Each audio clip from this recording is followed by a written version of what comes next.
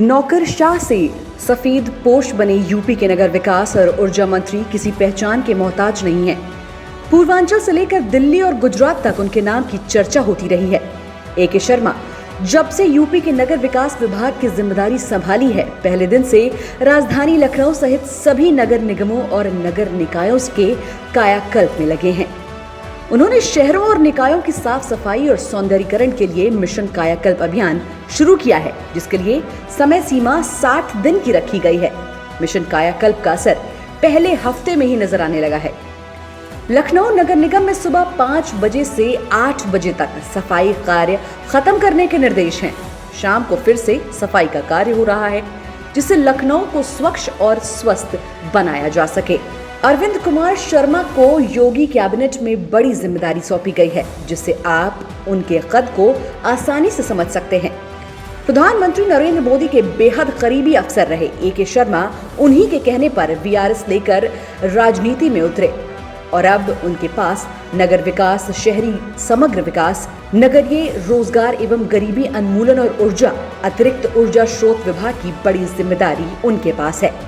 इतनी बड़ी जिम्मेदारी मिलने के बाद अब ए.के. शर्मा भी पीएम मोदी और सीएम योगी के भरोसे पर खरा उतरने की पूरी कोशिश कर रहे हैं। वो सफाई व्यवस्था को देखने के लिए कभी सुबह 5 बजे निकल जाते हैं, तो कभी हवाई चप्पल में ही बिजली विभाग के दफ्तरों का निरीक्षण करने पहुंच जाते हैं। उन्होंने अपने विभाग के अधिकारियों और कर्मचारियों से पूरा सहयोग मांगा है।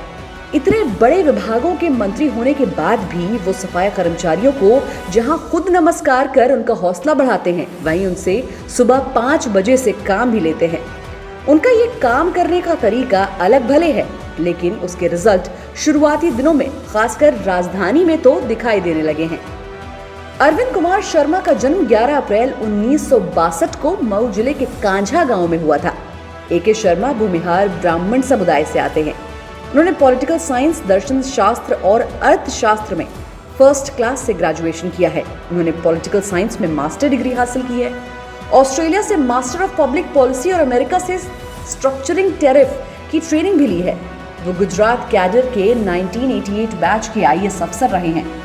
जनवरी 2021 में उन्होंने वीआरएस लेकर भारतीय जनता पार्टी की सदस्यता ग्रहण की थी। इसके बाद बीजेपी ने उन्हें एमएलसी और संगठन में भी जिम्मेदारी सौंपी। इससे पहले वो लंबे समय तक प्रधानमंत्री मोदी के साथ काम कर रहे थे। ए.के. शर्मा साल 2001 से लेकर 2013 तक तत्कालीन गुजरात के सीएम नरेंद्र मोदी के साथ सीएम कार्यालय में रहे। 2014 में नरेंद्र मोदी के प्रधानमंत्री बनने के बाद उनके साथ पीएमओ आ गए। वो पीएमओ में संयुक्त सचिव के पद पर रहे। उसके बाद प्रमोशन पाकर वो सचिव बने। गुजरात में टाटा नैनो को लाने का श्रेय अरविंद कुमार शर्मा को ही जाता है। पहले टाटा नैनो का ये प्रोजेक्ट पश्चिम बंगाल में लगना था, लेकिन वहां भारी विरोध की वजह से इसे गुजरात लाया गया। उस वक्त नरेंद्र मोदी मुख्यमंत्री थे और अरविंद कुमार शर्मा सीएम कार्यालय में तैनात थे। इस प्रोजेक्ट को बंगाल से गुजरात लाने में ए.के. शर्मा ने ही अहम भूमिका निभाई थी।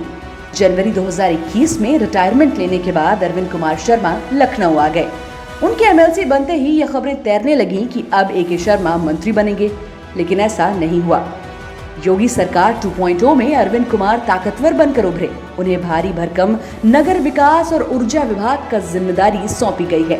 अब उनके जिम्मे पीएम मोदी के ड्रीम प्रोजेक्ट स्मार्ट सिटी योजना को धरातल पर उतारने का है, क्योंकि केंद्र सरकार की इस योजना पर वैसा काम नहीं हो पाया जैसा प्लान बनाया गया था। अब पीएम मोदी काफी विचार विमर्श करने के बाद अपने भरोसेमंद ए.के. शर्मा को नगरों के विकास की जिम्मेदारी सौंप रहे हैं। उसी भरोसे पर खरा उतरने के लिए ए.के. शर्मा दिन रात उस पर काम कर रहे हैं।